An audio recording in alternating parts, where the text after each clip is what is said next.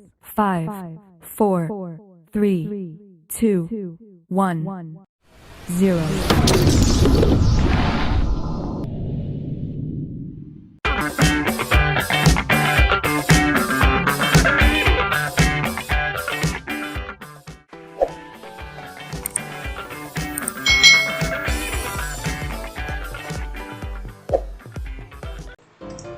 Hai, selamat datang di channel YouTube Kak Citra.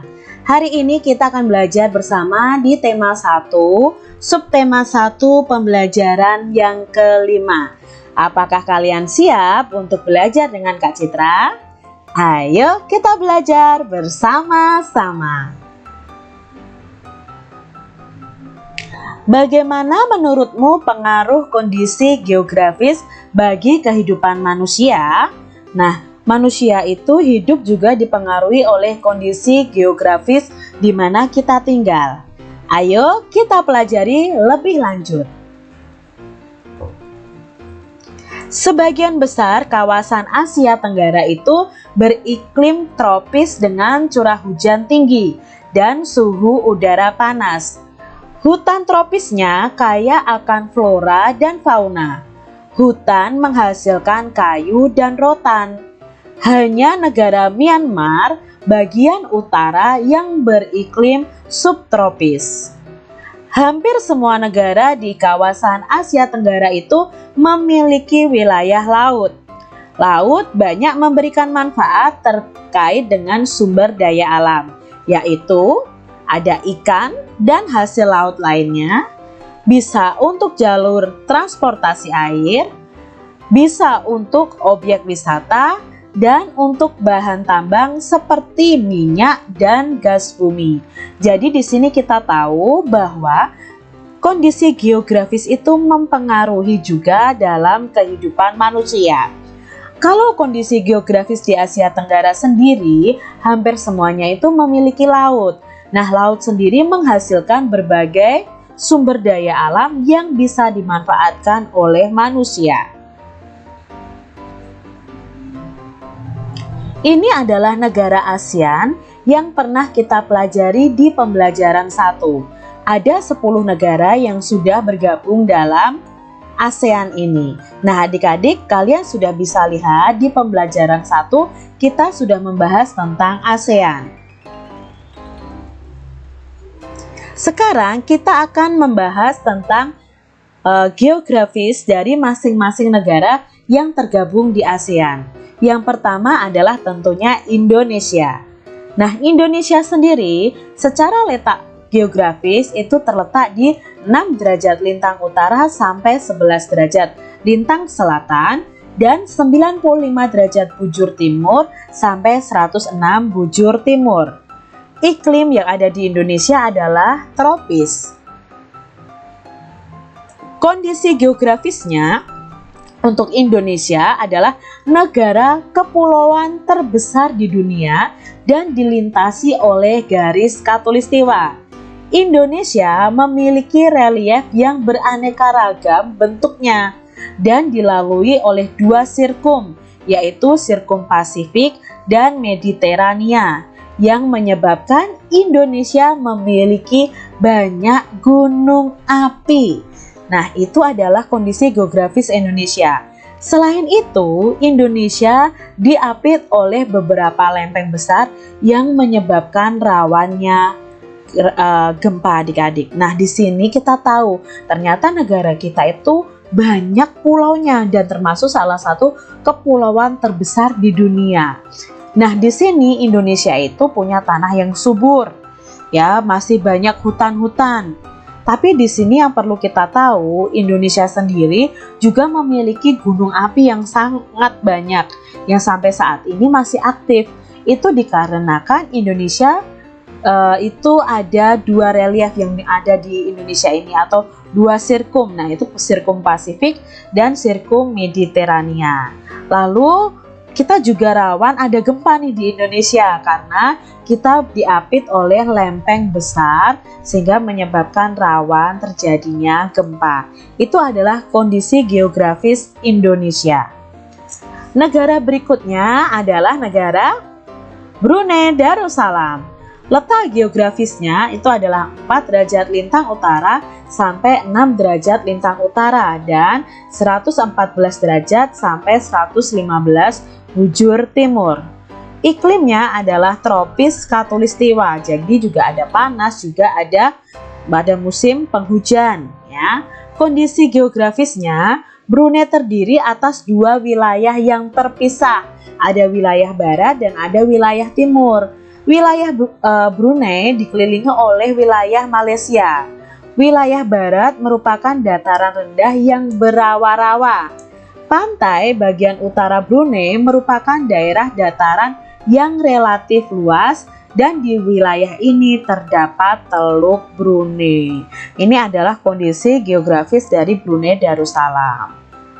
Sekarang berikutnya adalah kondisi geografis yang ada, yaitu negara Malaysia ya. Negara Malaysia sendiri letak geografisnya ini 1 derajat lintang utara sampai 7 derajat lintang selatan dan 100 derajat bujur timur sampai 120 derajat bujur timur. Iklimnya sama, yaitu tropis khatulistiwa. Kondisi geografisnya, Malaysia sendiri terdiri atas 2 kawasan utama, yaitu Malaysia Barat yang diliputi pegunungan dan Malaysia Timur yang umumnya sempit dan berawa-rawa serta sungai-sungai yang pendek dan berkelok-kelok. Negara berikutnya adalah Filipina. Nah, ini adalah letak geografis Filipina. Iklimnya itu tropis basah. Kondisi geografisnya, Filipina merupakan negara kepulauan juga seperti Indonesia. Yang termasuk pulau besar itu hanya Pulau Luzon dan Mindanao. Filipina banyak memiliki gunung berapi yang masih aktif. Karena Filipina ini dilalui oleh deretan pegunungan sirkumpasifik.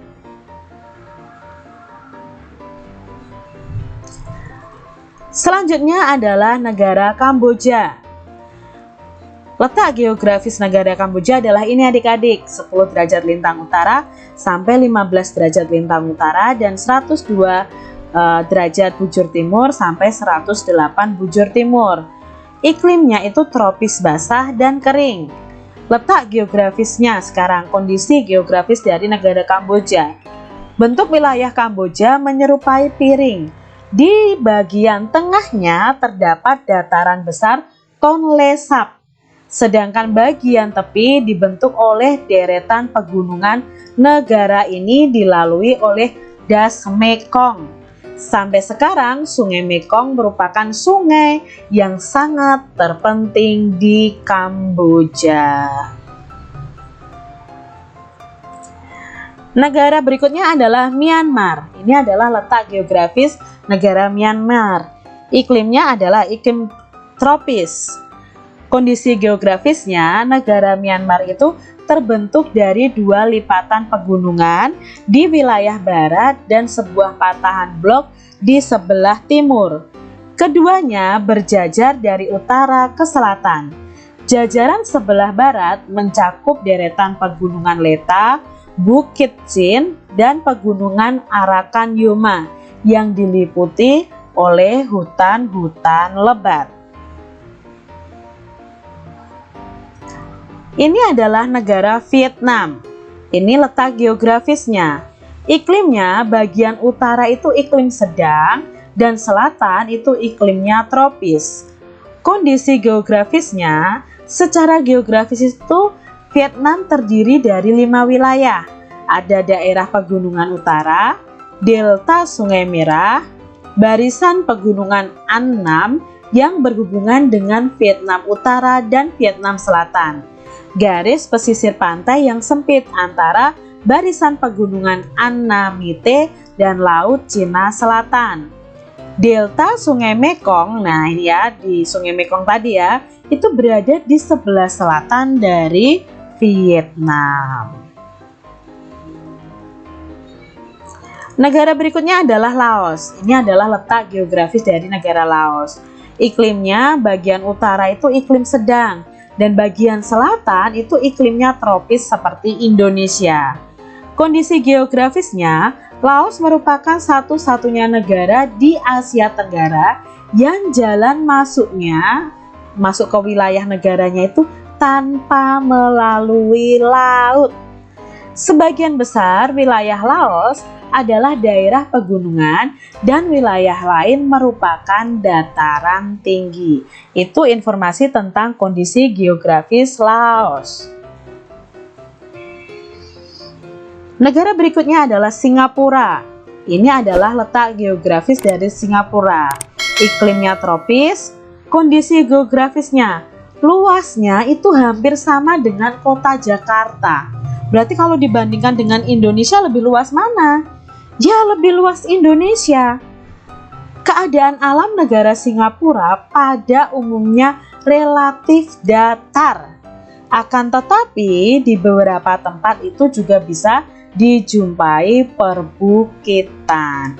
Nah, ini ternyata negaranya negara yang kecil, Singapura ini tidak sebesar Indonesia.